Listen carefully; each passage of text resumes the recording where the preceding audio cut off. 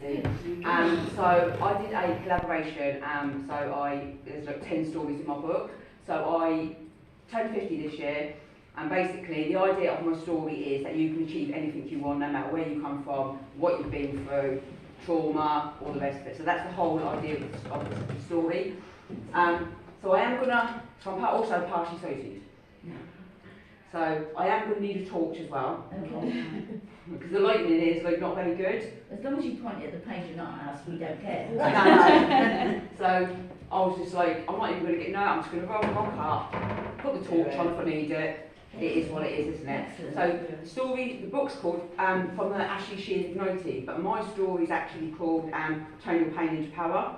Right. So is this a collection of different stories? They're not all Yeah. Okay. Yeah, so the first, so where I did a collaboration, so it's not on Amazon or anything like that, so I have my own link. We all have our own links, Okay. so that we get our story published first, and then our name goes on the front. So every author has their story first, so all the stories are in every book, Yeah. but mine's first, and so my name will be on it. So I did read this today, and I thought, wow, also I don't know my own story, so I better read it. Because I've not even read it, I don't think, it's been published. I was like, let's refresh my memory. Right, are you ready? So, Ready.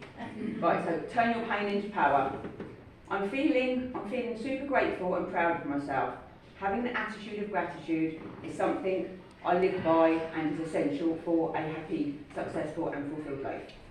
I wake up every morning with purpose and passion.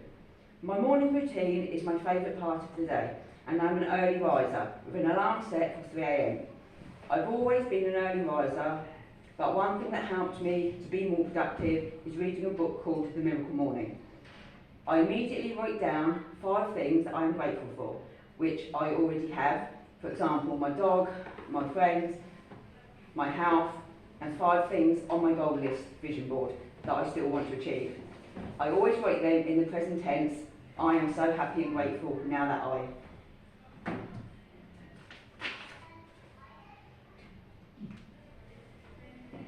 I love to go to the gym early and lift weights or box. It makes me feel strong physically and mentally and ready to tackle any obstacle that life throws at me in the day ahead. I work from home on my business and fit it around being a mum and a nan. My purpose in life is to serve others, and I'm happiest when I'm making a difference in other people's lives. Helping my clients with a healthy lifestyle to improve their mental health while being surrounded by a positive community full of women's empowerment is what lights me up. My motto is, wake up with determination and go to bed with satisfaction. When I think back to how my life used to be, it makes me emotional. I was born with a disability, I am partially sighted, and I am the only one out of about 60 grandchildren that inherited it from our granddad.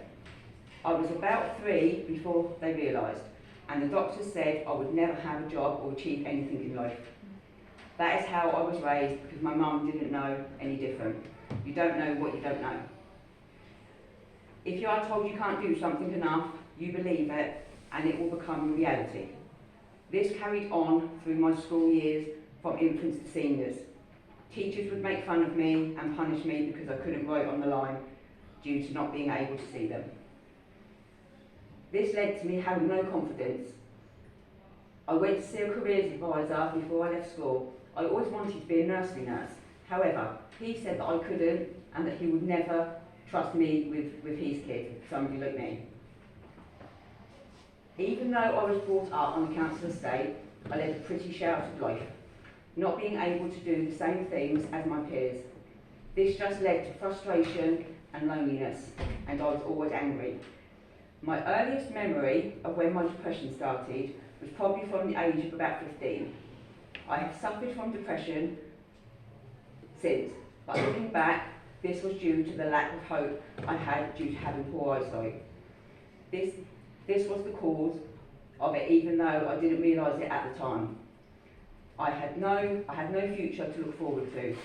So I left school with no qualifications, and I didn't need any, not if I was never going to work. I took my first overdose at the age of 16. I had no intentions of being alive the next day, and the only reason I survived is that my niece woke up wanting her bottle. and so my mum found me almost unconscious. I am grateful to the doctor that saved me. I can remember rolling around the hospital bed crying in pain. I said to him, I feel like I'm dying. His exact words to me were, you are, but you're not going to die on my watch. Even after this, I was always focused on the negatives and saw myself as a victim.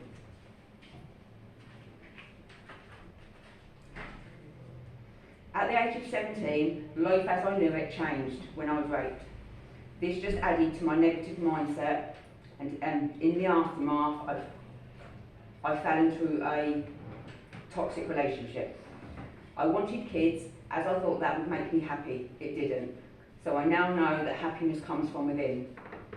I used to believe that was just how my life was, and that was all I deserved. I had no self-worth, didn't like myself much, and was very materialistic at the time. I would spend money that I didn't have. I would take the kids on holidays and day trips, thinking that made me a good mum. Always competing with others. However, competing with others is the thief of all joy.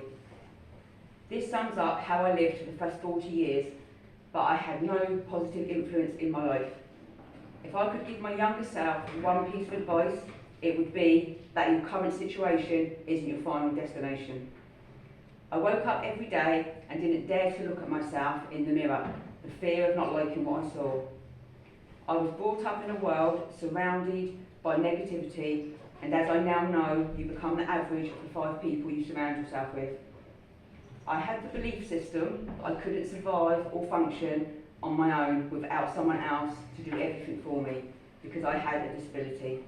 I believed that I would never work, and when I left school, I received benefit because this was all I was capable of. I used to feel worthless. I felt like I had no control over my life.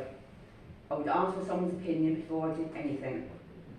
These beliefs are just other people's negative opinions of you.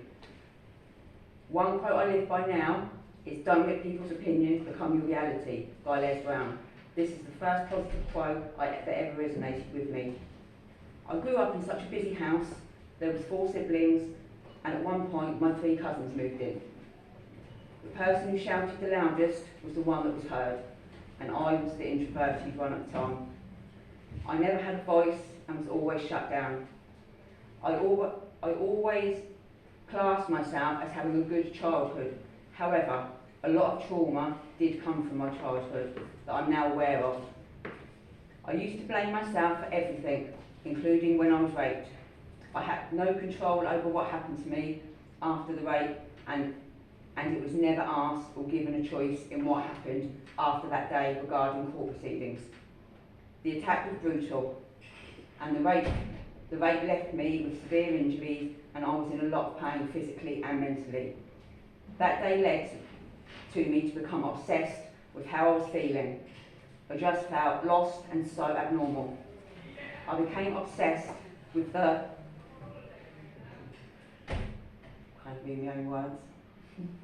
I became obsessed with the notion of rape and confused about how it had happened and why it happened.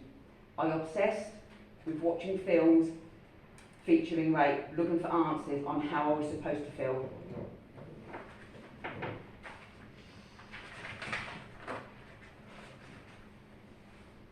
I was just a little scared 17-year-old who was looking for some kind of normality in a world full of chaos. This left me isolated and not able to go out by myself for months. And as a result, I lost all of my friends. This led to me settling for a relationship that I wasn't happy in for years because it felt safe. And I'm going to leave that.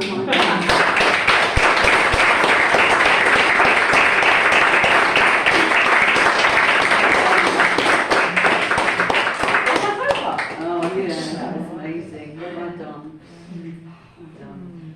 I mean, I don't know if anyone can ask any questions about that. It was a really raw, true story of your life, really. Just pretending no one was there except me, and I was reading to myself. Brilliant. I thought you read it okay. Yeah. I could feel my voice a little bit, getting a bit nervous. It didn't sound. You couldn't hear it. Couldn't you? Oh, No. no, you did really well. Conveyed the hurt. Absolutely. Yeah. In October, I've got to speak in front of 300 people. Wow. So this is like a little stepping stone towards that. Just imagine it starts there. Yeah. So. Yeah, well Oh, done, Jo. well, thank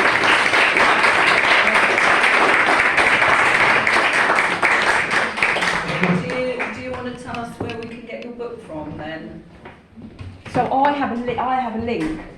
So I have to send the link out. So I can put it in. Put it on Facebook. in AC. Put it all in the group. Do that. Do that. We'll share it for you. Yeah. Everybody share it. Yeah. And I will, Yeah. and I'll put my name down as well because I think I'm going to read Bryony's book next.